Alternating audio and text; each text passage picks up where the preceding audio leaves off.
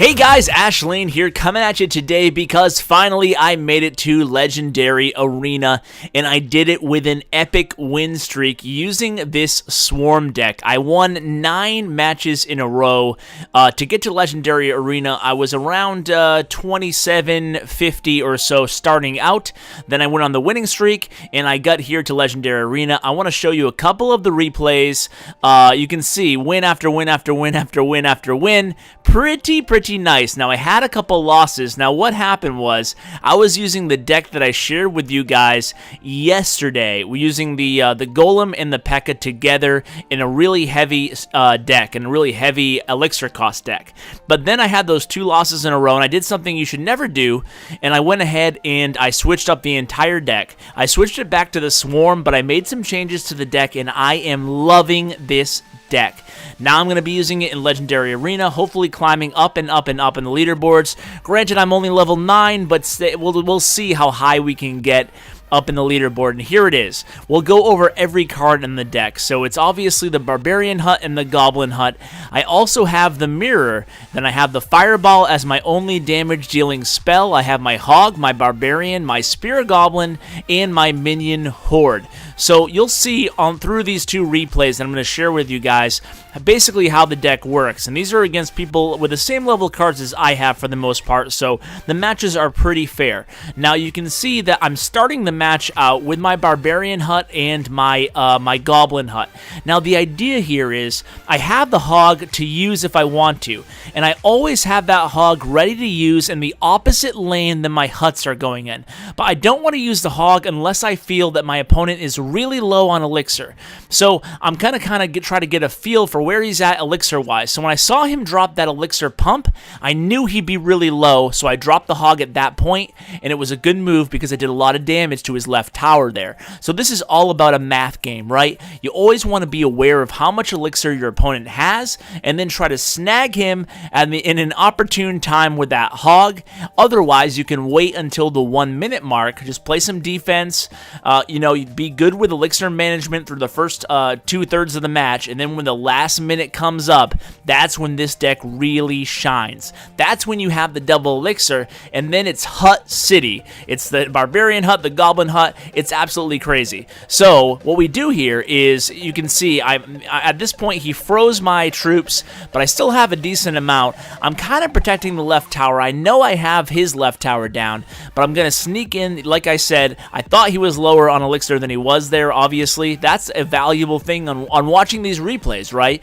When you're watching the replay, you can actually go back and look, okay, well, Ash, he actually did have a lot of elixir there. What were you thinking, when you thought he had a little bit? So it teaches you to be more cognizant of how much elixir they have left. It actually works out really well. So you can see at this point, we finally hit the last minute, and I have an epic run of Barbarians and Spirit Goblins going in the left lane.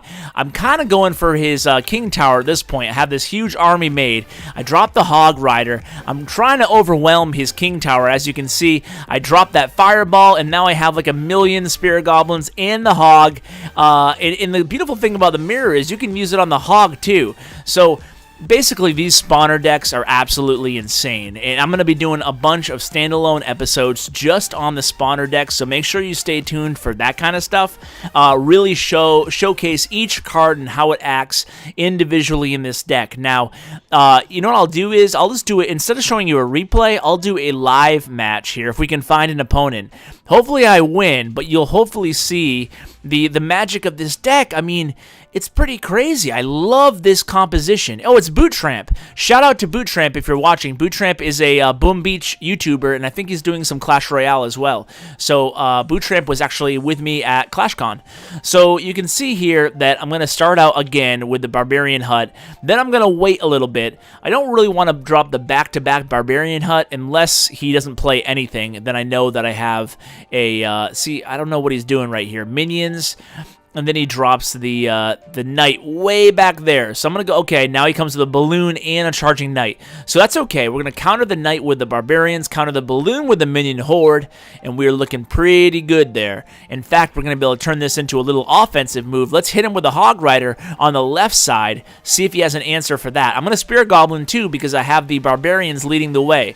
So the barbarians and the spear goblins backing up the hog rider. Let's see if I can do any damage here. This is a sneaky little damage, a sneaky little offensive push by me here.